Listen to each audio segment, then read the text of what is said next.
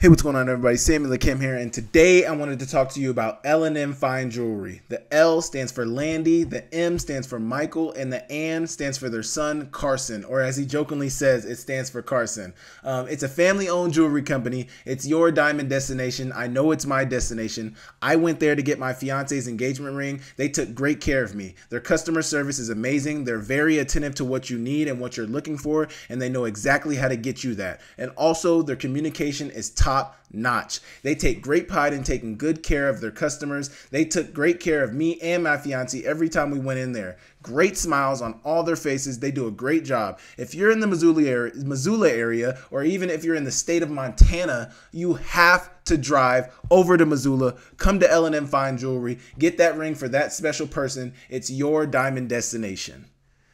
Hey, what's going on, everybody? Senior-Laden here, and I'm back with another one. Today, I got a great video for you guys. I am going to be talking about some really good topics. If you're watching right now, make sure you guys hit that subscribe button. We just got over 1,300 subscribers. I want to thank you guys so much for all the love, all the support. We are growing, learning, becoming better at our craft. But I want to thank you guys, my subscribers. Thank you guys for tuning in. Thank you guys for subscribing to the channel. Continue to subscribe. Continue to like the videos. Continue to comment down below. I appreciate all the interaction you guys give me. Like I said, we're growing every day, growing every week. So make sure you guys continue to hit that subscribe button. I appreciate you guys. Today, we're going to be talking about a lot of great topics. We're going to be talking about who was the most fun to watch out of a group of 4 in the Big Sky Conference. We're going to be talking about the Big 12 eyeing private equity, potentially changing their name.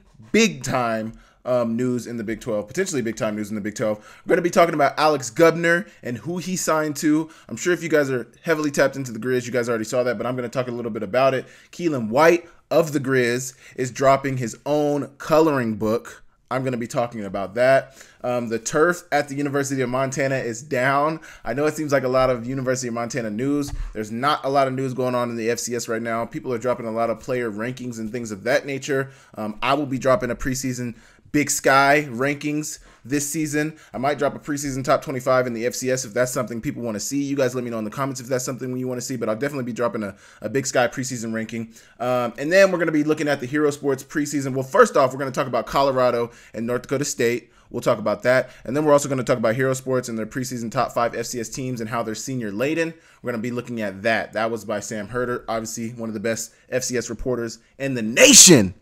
But either way, I appreciate you guys for tapping in. We're going to be getting into these topics. Make sure you guys leave a like. Make sure you guys comment down below. And I will see you guys on the other side. Okay. So first things first.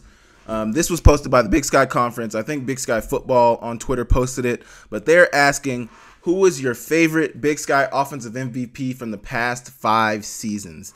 Now, I'm trying to think. I think Lan Larison was this past year. Cam Scatabo had to be 2022. 2021 was Eric Barrier. 2019 would have been Kevin Thompson.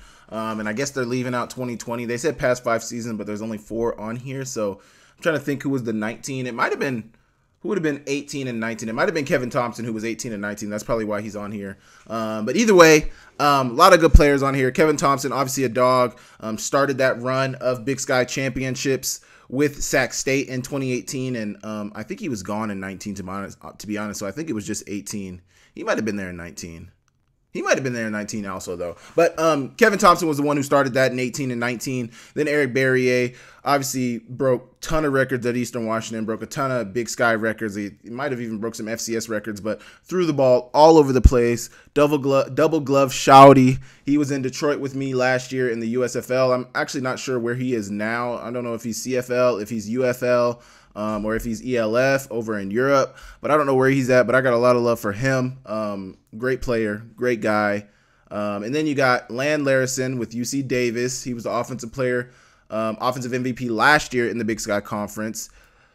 Obviously, he didn't finish the season. I think he only played 8 games last year, but still rushed for like 1,100 yards. He didn't have a ton of receiving yards. I don't know what his return stats are, but obviously Lan Larison as a player. And then Cam Scatabo, who's now at Arizona State. He tore it up in the Big Sky in 2022, was literally like, he did it all. I think he returned, but I know he was an offensive dog in the pass game, in the run game. I mean, he had an amazing season. But for me, for me, and it's not particularly close for me. I am biased. I developed a kind of a relationship with him in the USFL last year, but also just being able to play against him and watch him play, it's Eric Berrier for me. And it's not particularly close. I do think Cam Scatterbo, if anybody is close to him, I would say Cam Scatterbo. And that's coming from me, who didn't even really watch. I didn't watch in 2022. I didn't watch a ton of Big Sky football, so I didn't get to watch a ton of Cam Scatterbo. But I was tapped in a little bit, and I am aware of his game, and I got to go back and look at some of his highlights and some of the clips. And he's a dog. I mean, I was to say I wasn't tapped in is because I'm always tapped in. I'm always tapped in. Obviously, I'm heavily tapped in these days, but like before that 1 year when I was, trying to figure out my professional playing career and all of that stuff, I wasn't super tapped in because I had my own things going on. But I know Cam Scatterbo is a dog, but I'm Eric Berrier all the way. Lan Larson probably falls at number 4 on this list for me. If I were to rank them, it'd be EB, Cam Scatterbo, Kevin Thompson coming in very closely behind Cam Scatterbo. Even though Cam Scatterbo's production was really only for a year at Sac State, it was amazing. And obviously Kevin Thompson is a quarterback, so he's controlling the ball every play. He's controlling what's going on. He started that run with Sac State. Sac State was not so much a laughingstock in the Big Sky, but they hadn't seen a ton of success before Kevin Thompson's career there. So you got to give Kevin Thompson props where props are due. But Eric Berrier, I mean, you look at the records he's broken. You look at what he was able to do in his career at Eastern Washington. I don't think it's particularly close. I would love to see what everybody else in the comments has to say, but I just don't think it's close. I don't think anybody comes close to Eric Berrier on this list. I think there's players in the Big Sky that you can measure up to him, but I don't think these guys measure up to him. I'm honestly trying to think of players in the last like 10 or 15 years outside of another Eastern Washington guy in what's his name, Cooper Kupp, that can really measure up to what Eric Berrier was able to do in the Big Sky. If we're just talking about Big Sky production, I mean, Eric Berrier can measure up with a lot of FCS guys in general, but if we're just talking about the Big Sky, there's not many players who are going to be able to stand shoulder to shoulder with Eric Berrier, realistically. Like, I'm trying to think about a ton of players who have played in the Big Sky in the last 10 to 15 years, and I genuinely can't think of one that really comes to the level of Eric Berrier in terms of production, in terms of what he was able to do. He took his team I think he was a freshman when he took Eastern Washington to a national championship. Obviously, they lost, but as a young guy to take an Eastern Washington squad to the national championship is a feat in itself. I can't remember what awards he's won, but he's won a ton of awards. He's broken a bunch of records. Like, Eric Berrier is that guy, and it's not close for me. But I would rank him Eric Berrier, Cam Scatterbo, Kevin Thompson coming in very close. I might even put Cam Scatterbo and Kevin Thompson equal at number 2. Crazy how there's 2 Sac State guys on here. And then UC Davis. I just realized that. 2 Sac State guys on here. But then UC Davis, Lan Larson, he comes in at number 4. Not to poo-poo on any of these players. These are all great players, all amazing players in their own right. But Eric Berrier stands shoulders above all of them, in my opinion. You guys leave your rankings in the comments. You guys let me know what you guys think about that. Those are my 2 cents on these 4 players. All great players, but there's one that stands above them all to me, and that's Eric Berrier. So you guys let me know, and we will move on. Okay. The Big 12 is eyeing private equity investment up to $1 billion. They could sell their naming rights. So this was going crazy over the internet, over social media this past week when the Big 12 announced that they are looking at going the private equity route. Obviously, we are seeing a whole new level of college football these days. Revenue is going to become, revenue in college football has always been a big thing. That's what it's always been about. College football is big business, especially at the Power 5 level. It's big business. But these days when, a rev share model could be coming down the line, which seems to be inevitable at this point, that the rev share model is coming, teams and schools are starting to look for new streams of revenue that can fulfill their budget. And that is causing the Big 12 to look at other things. Obviously, I talked about last week how a lot of these schools are starting to look at field sponsorship to where they could be putting sponsor names on the fields. They could be putting jersey sponsors, maybe even pants sponsors. Who knows if they get a sponsor on the pants or whatever. But, teams are looking at adding new streams of revenue because of the rev share model, because that's going to be cutting into their athletic budget. These players are going to need to be paid somehow. And if that is the model that's coming down the line, these teams have to find a way to fund that. So in doing that, the Big 12 is trying to look at private equity. We're going to read a little bit of the article. This article is from Bleacher Report. I'm not so sure who the writer is. Let me click on the article real quick and I'll tell you who the writer is. But great Bleacher Report article that's talking about the private equity. It's written by Scott Polachek. Scott Polachek, came out June 13th. Today is the 16th, so 3 days ago, and we're going to talk a little bit about it. Okay. Dennis Dodd of CBS Sports reported Thursday that the league is in talks with Luxembourg-based CVC Capital Partners regarding a potential deal that would provide $800 million to $1 billion for the Big 12, with some of the money going to the 16 conference members. So there would be a part of that $800 to $1 billion that would be going to the conference members, being probably equally spread through all of them. Obviously, we talked about last week how the Big 12 had a payout of like $470 million, which was up from their previous 2022 number. All the schools, all current 14 schools got to share that. Obviously, OU and Texas were a part of that. The next year, going into next year, they won't be a part of that, I believe, but they don't join the SEC until July 1, which is when the new fiscal year starts in terms of college sports. So that's that. In exchange, CVC Capital Partners would receive a 15 to 20% stake in the conference. So CVC Capital would pay $800 to $1 billion for the rights to the conference, or for the naming rights, or for some part. They're paying for some equity. Sorry about that. They're paying for some equity, and in exchange, they get a 15 to 20% equity stake in the conference. I don't know what that means long term. I'm not a big equity guy. I'm not a big finance guy, so I don't know all about equity and all that stuff. So you might have to talk to somebody else for information about that. I'm just reading what I see in front of me. Dodd pointed out that any deal would likely require the Big 12 to stay together, perhaps through a new grant of rights in 2031. So I'm guessing that means any teams that are in the Big 12 currently, this deal would lock them in until 2031, I'm guessing.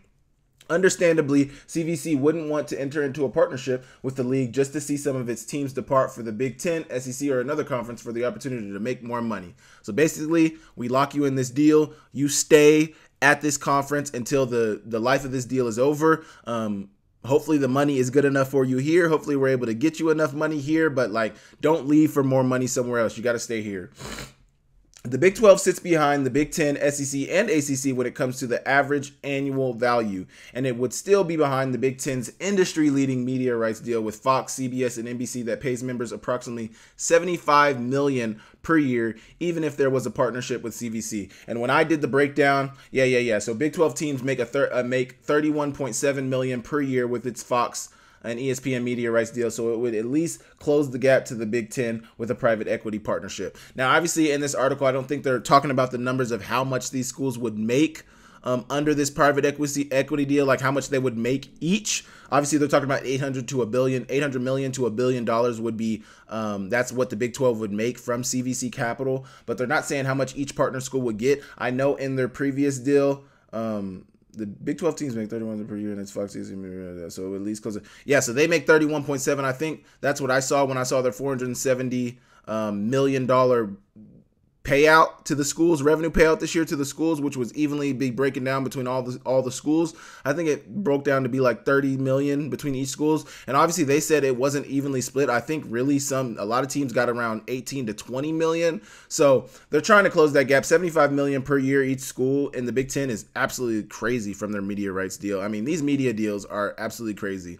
Live sports rules the world. Live sports rules America. That's why the NFL is king. That's why the NBA is king. That's why the WNBA is trying to come up. Their viewership. I mean, it's all about viewership. Whoever has the most views can garner the most money from their media rights deal. The college football and college sports has a lot of views. NFL, well, I'm not even going to say college sports. College football gets a lot of viewership. NFL gets a lot of viewership. NBA gets a lot of viewership. That's why their media rights deals are asinine. This is an attempt to even the revenue gap between the Big 12 and the ACC, Big 10, and SEC. That was a note by me. According to ESPN's Pete Thamel, a decision on naming rights is expected to be in the coming months. Should the Big 12 agree to sell the naming rights, the sponsor would potentially take the name Big 12 out of Big 12 and replace it with the sponsor's name, Thamel added. So, I mean, what would that look like? Should the Big 12 agree to sell the naming rights, the sponsor would potentially take the name Big 12 out of Big 12. I mean, that you can't take Big 12 out of the Big 12. That is like a staple in college football. Definitely at that Power 5 level. I mean, you resonate with the Big 12, Big 10, SEC, ACC, and formerly the Pac-12. Obviously, they're gone now, but the four now are SEC, Big 12, Big 10, ACC. Like, that's what you resonate with. That's what people, but they don't care what people resonate with, because the people who resonate with those names aren't the ones paying the money. Obviously, they're the ones viewing the games, but are you not going to view the game if it's called CVC Capital Conference? If it's called, I mean, it probably wouldn't be called CVC Capital Conference, but like, I don't know, like, if they're taking the naming rights, then what would it be named like? So say, for example, you got the Paycom Center. I'm thinking of Oklahoma because of the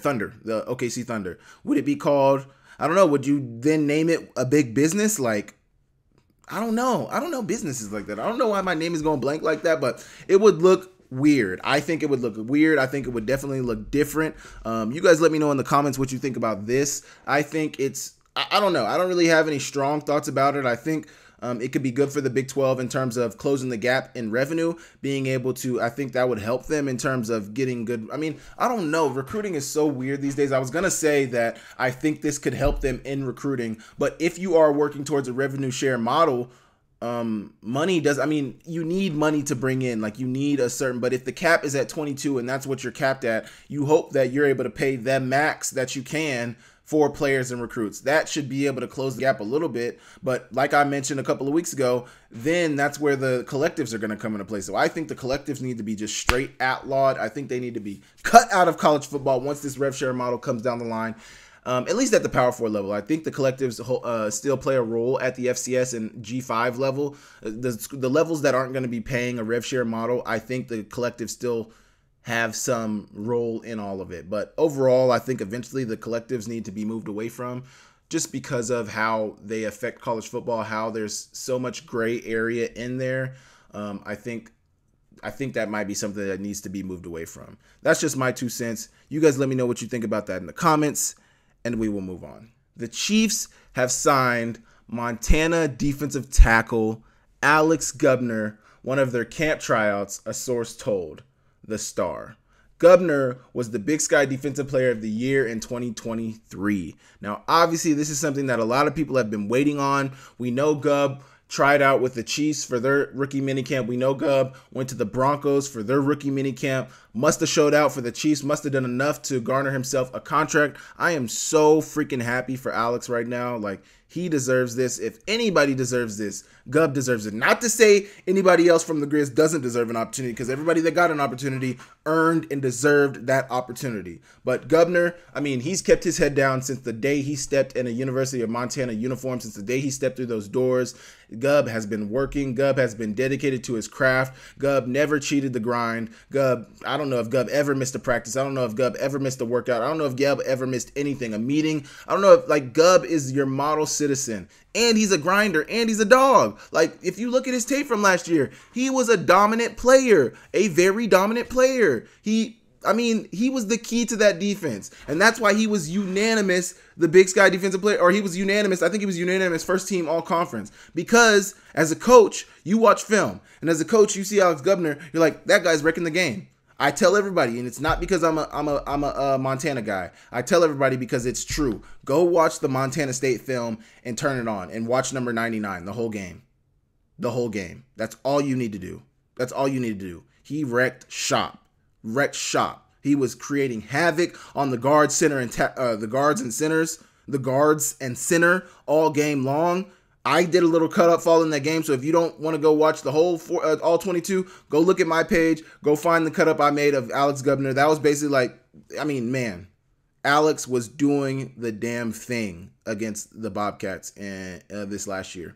But I'm very happy for Alex Gubner. I hope he's able to make the roster. If not, I hope he's at least able to make the practice squad to stay in there to learn. He's a sponge of a player. He wants to learn. He's very coachable. So I'm very excited for him to get in their building to start working. Obviously, they saw something during rookie minicamp that they thought, you know, we can use this guy. Maybe he can be a training camp body. Maybe he can push some of our older guys. Maybe he can make the roster. Maybe we can develop him a couple years. We see something here. They obviously saw something there. And I'm very excited about that. I'm very happy for Alex Gubner. I hope he's able to make the most of it. I hope he turns it into a very, very long 10, 15-year NFL career. I'm praying that he turns it into a long 10 to 15-year NFL career. I know he will. the way he works, the way he is. I mean, he was a pro the day he walked into Montana. I mean, he can joke and laugh around, but Alex Gubner is a very serious football player. He's a very serious guy. He knows what he wants. He knows how to get it, and that is why he signed with the Chiefs. That is why he's on their training camp roster, 100%. I'm very excited for him. I'm very, very excited for him. So very happy for Gub. You guys let me know what you guys think of that in the comments, and we will move on. Okay, next, Mr. Keelan White, the Canadian Spider. He's dropping a coloring book this week. I believe this is going to be the cover of the coloring book. I was talking to Keelan about it last week at the 7-on-7. He told me he was dropping a coloring book. So I'm very excited for him. I'm very excited for, make sure you guys go check that out. Make sure you guys go get one for your kids. Make sure you guys go get one. Just go get one for your kids. If you support the Grizz, if you support these guys, make sure you go buy one of those. I mean, this is really cool. I've never seen anybody do anything like this, drop their own coloring book. I mean, I don't know if anybody at the college level has done it before, but I'm very excited for him. I'm very excited for this opportunity. Keelan is somebody who's been working very hard as a player, has been working very hard, as a student athlete. That's what we are, student athletes. That's what I was, a student athlete, but that's what he is right now, putting the work in the classroom, putting the work in on the field. Keelan came in and you could see his talent. I'm talking as a vet who was his vet. I saw his talent. I could tell there would be something there, but I didn't think his work ethic was so much what it should have been as a young player. And then I come back last year and I'm running routes to them, and just like Keelan, just like you can see the drive, you can see the dedication, and you can see this is before the 2023 season. You could see the dedication. You could see the change in his mentality. You could see, that he kind of got it. You could see that he understood what it took to get to where he wanted to go. And you saw that in his play. Leading receiver for the Grizz in 2023.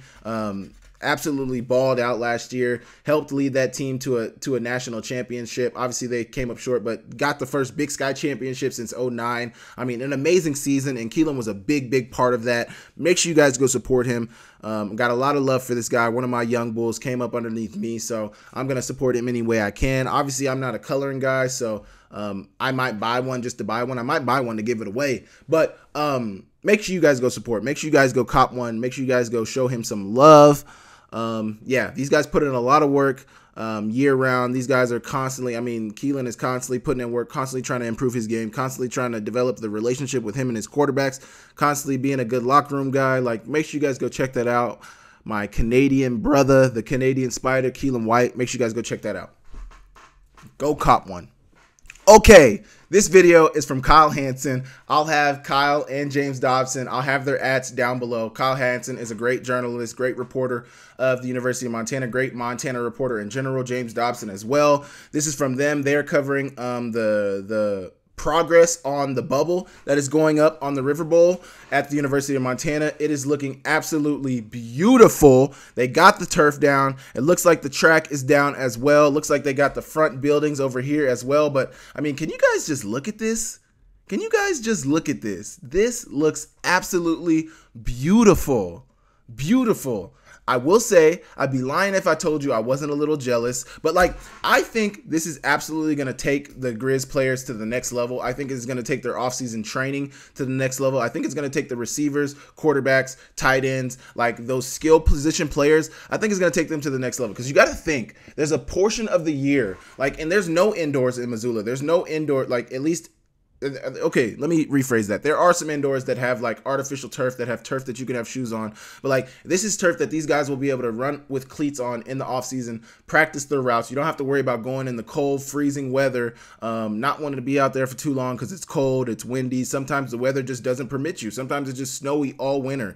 This now with the bubble, there's going to be no questions. These guys can get in work 24/7, 365 days out of the year. I'm very excited for these guys. I'm very happy. I'm very happy to see the progress that they've made. Obviously, this bubble has been a thing in the works for the last couple of years. I know it got announced when I was a senior in 2021. I'm happy to see it finally be on the brink of being finished. But this is beautiful. This is absolutely beautiful. Turf, you get to see the turf. It looks brand new. You see, I don't know what these buildings are. This is probably going to be the entrance or something. This is probably where you enter, or probably, yeah. I don't know. I don't know. But I can't wait to tour it when it's done. I'm very happy that it's looking really good. I'm very happy. I mean, just look at that. The River Bowl right here.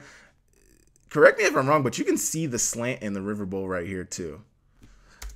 Crazy. I don't know how often they're going to use this. I don't know how much Houck will be able to use this, will want to use this. I know Houck likes to keep his guys outdoors, likes to keep his guys in the River Bowl, likes to be in the elements. But I know there's going to come a point in the football season where it's like, nah, we're going in the bubble. And he'll be happy to go in the bubble. I know the players will be happy to go in the bubble, but great progress on the Grizz indoor facility. I'm very excited for these guys. I'm very excited for, what this is going to mean for the future of Montana football. I know this is going to, not just Montana football, this is going to benefit all the sports at the University of Montana, but I'm a football guy, so obviously I'm thinking of the football benefits. I think this is going to greatly benefit the skill position players, even the linemen players, the D-line, it's going to benefit everybody.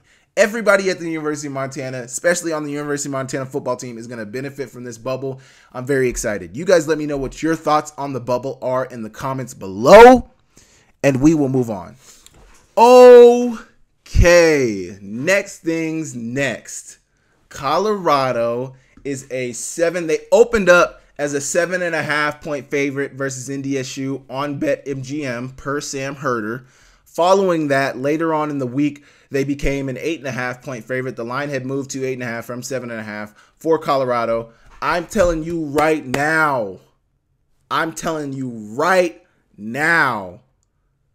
pick North Dakota State to cover. Pick North Dakota State to cover. Hammer North Dakota State. Hammer it down. North Dakota State to cover 8.5. I think North Dakota State could win this game. I picked them to upset Colorado first couple of weeks into the offseason. I picked Colorado to get upset by North Dakota State. I'm sticking with that. Hammer North Dakota State to cover. I think they can cover that 8.5 point favorite, that 8.5 point spread. Obviously, Colorado has made a lot of improvements this last year. Obviously, they got one of the top quarterbacks in college football, in all of college football. Probably going to be a top 5 to 10 pick this next draft. They have Travis Hunter, who's also probably going to be a top 5 to 10 pick in this next draft. They got a lot of pieces. They've lost some pieces too. They lost Dylan Edwards. I don't know. Dylan Edwards didn't have an amazing season last year, but he was their top running back last year. He's gone. They lost some defensive pieces. They lost some offensive pieces, but they also added on the D-line. They added on the offensive line. Hopefully that offensive line is better. That was really their problem, was the offensive line. I know they lost a receiver. Not CJ Weaver. I can't remember it might have been CJ Weaver that they lost, but they lost some pieces, but really the main pieces that they need at Colorado are still there.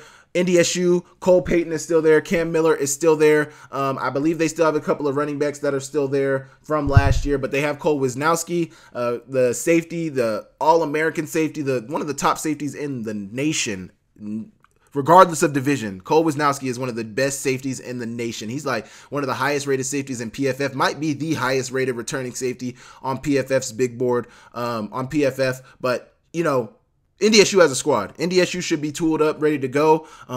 I think Colorado should be a little tooled up, ready to go too. But this is North Dakota State, baby. For real. So I'm very excited for this game. I'm very excited to see how it turns out. I'm very excited to see how they compete. Obviously, we know North Dakota State is always going to compete no matter what level they're playing at, FCS, FBS, no matter who's across from them. North Dakota State is going to give them a game. North Dakota State also lost some coaches.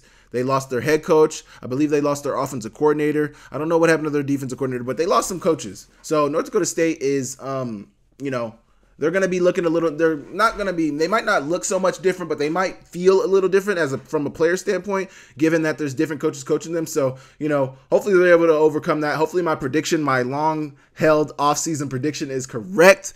I hope North Dakota State covers, but I hope more than just covering, I hope they win. I want them to win, not because I dislike Colorado. I love Coach Prime. I love Shedeur Sanders. I love Travis Hunter. I'm a big fan of them. When they win, I'm very happy for them, but I'm an FCS guy first. I love FCS football. I played FCS football, so I'm going with North Dakota State. 8.5 point favorite. I'm sure that line will probably move. It might go up to 9.5. It might go up to 10.5.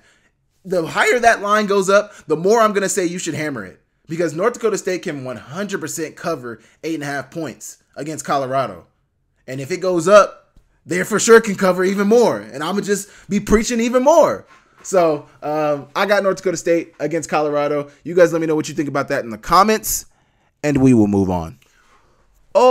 Okay, last topic. Very quick video today. Not even very quick, 30 minutes. We're around 30 minutes right now. We'll probably finish around 40 minutes, I'm guessing. But didn't have a ton of didn't have a ton of talking points to talk about today. The topics were real quick, run by topics today. But last topic of the day.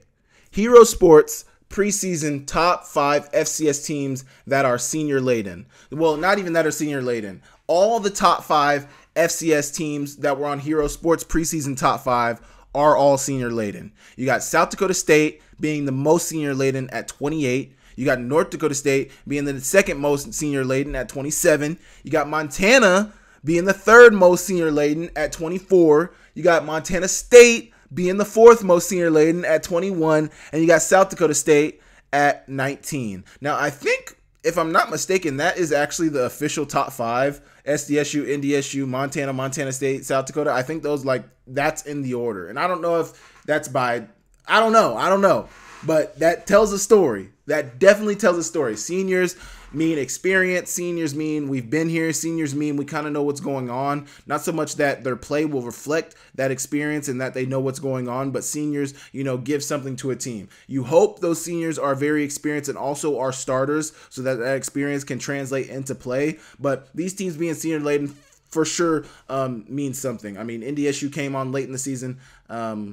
South Dakota State obviously won back-to-back national championships. Montana was back in the top 5-10 conversation for most of the season for a good part of the year last year. They were really good last year. Montana State was a decent squad. I think a lot of people thought Montana State would be better last year, but they're senior-laden this year. And then South Dakota, really good squad last year, had a really good season. Was second place in the Missouri Valley, I believe, behind South Dakota State. They only lost one game to South Dakota State in that Missouri Valley Conference, but should be a really good season for them. Which one of these teams will have the best season? That's the question I'm asking myself. I'm going to say, and I've been saying it all offseason long, I'm going to say that North Dakota State is going to have the best season out of all these teams. I think I could see North Dakota State going undefeated solely because Cole Payton, Cam Miller. I was watching some more film yesterday on Cole Payton. I was doing another breakdown on another player, but they were playing against North Dakota State, and I was watching Cole Payton. This guy can go, man. I had not really seen a lot of him. Obviously, they play in the Missouri Valley. Obviously, they played against Montana, and Cole Payton he didn't even really have a crazy game. I watched him a little bit in that, well, not a lot of it, because I watched that Montana State game multiple times against Montana State, North Dakota State. He played decently in that Montana State game. He played decently against Montana, but I don't think he honestly went super crazy in the playoffs. He had a really great game against South Dakota, so I'll take that back. He played decent against Montana State. I think he might have scored against Montana State. I actually can't even. He might have scored one touchdown against Montana State. He played decent against them, but South Dakota State, he went crazy. But even against Montana, he had a long touchdown in overtime, but that was really all he did. He didn't really go super crazy against Montana. But I'm going to say North Dakota State is going to have the best season out of all these teams. Cole Payton, Cam Miller, Cole Wisnowski. Those are the 3 I need to name, and I don't need to name anybody else. I think they got another receiver returning, but they lost a couple of guys. They lost another receiver in the spring transfer portal window, so that's something to pay attention to. But I'm going to rank these in who I think will have the best season. I think North Dakota State is going to have the best season out of all 5.